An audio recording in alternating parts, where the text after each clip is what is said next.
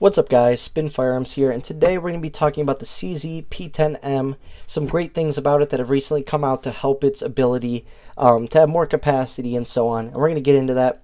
But just remember, no handgun is always going to be worse than a handgun, because majority, actually 82% of self-defense encounters, all you have to do is draw or say you have a firearm and it's over with. 82%. Only 18% of the time are shots actually let off, and on average it's around 4 shots. So any handgun is better than no handgun, but make sure it's reliable, not like this piece of crap. Now let's get into it. The CZ P-10M. But before we get started, hit the like button, drop a comment down below, and subscribe. Thanks for watching. I appreciate all the support. This is one of the most talked down on handguns on the internet, but I just want to say thank you. You can now get this for $229. You're getting a CZ with an awesome finish, awesome memory pads, a rail, a good trigger. I don't care what anyone says for pocket carry and stuff like that. Just it's a CZ for $229. So once again, thank you influencers. I appreciate you. Continue to talk down on my 26s, my subcompacts, stuff like this, because I want to keep buying it for cheaper. That's about it. Thank you. But anyways, it is 7+1, and we are safety checked and cleared, which it racks like butter like every other CZ, but 7+1 in this small setup. Now the M stands for micro. Now this firearm was designed for pocket carry. That's why this whole side right here, as most people are right-handed, so it would sit this way in your pocket. There is nothing to get caught on. This CZ was designed for pocket carry, not main carry or anything like that. So in that case, 7+1, that's fine. It's a backup pistol, a pocket pistol, an active pistol, that whole sort of thing. And it fits in your pocket in almost any little setup that you have. Any pants, especially if you wear Carhartt pants, these are fitting perfectly. Literally, those are the best pants for this firearm combo with a pocket holster. It is just the way to go. But anyways, I'll show you the trigger real quick so we can see what all the complaint is. The other complaint is from a bunch of sissies. I hate to say it, but you guys just knock it off. You guys are so picky and just snobs, and I really can't. I can't. I'm not a snob like that. I just can't be. I can't find it in myself to be a snob. But anyways, oh my goodness, no slide release. Guys, if you reload, throw a new mag in, just rack the slide, slingshot it. It's not that big of a deal. People are freaking out. Oh, no slide stop. Guys, it still locks back on the last shot. Now you reload that mag. How hard was that? And in fact, that is the better way to reload a round. So I'm not talking crap to you guys, but I think you guys know what videos I'm referring to because it's absolutely ridiculous. Now, an awesome choice. This is all that sticks out on this side. It's only this little rounded button, which is the takedown pin.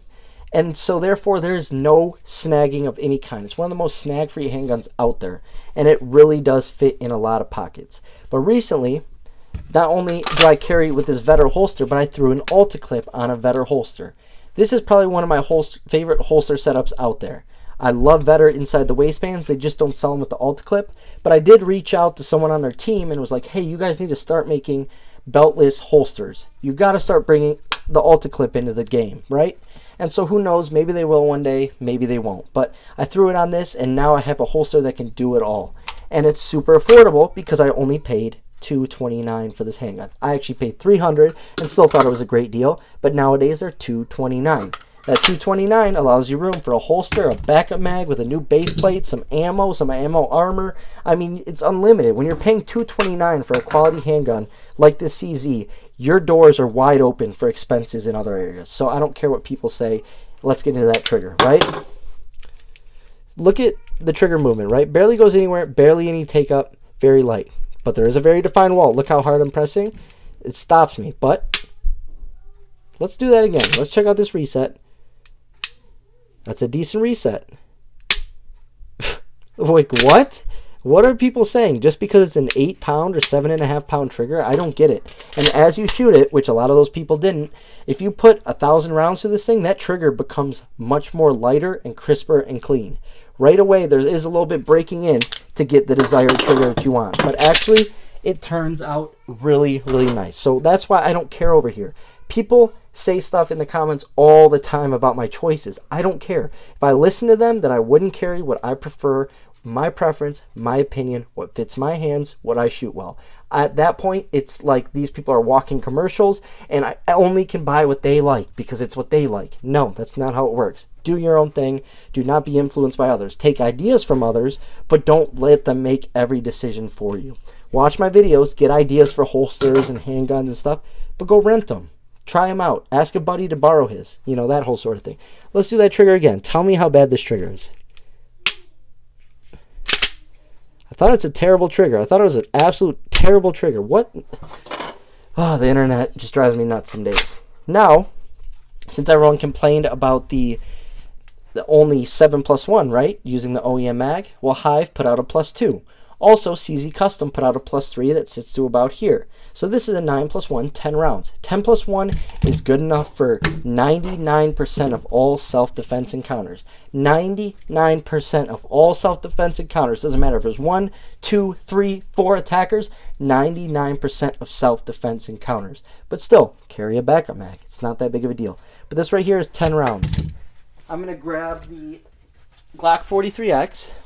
Or Glock 48, whatever you want to consider it. And there. That comes with a 10-round OEM mag. Let me get the barrels or slides lined up. 10+1 on the right, 9+1 on the left. But this uses OEM mags when I'm talking 10+1. This uses an OEM mag with a base plate.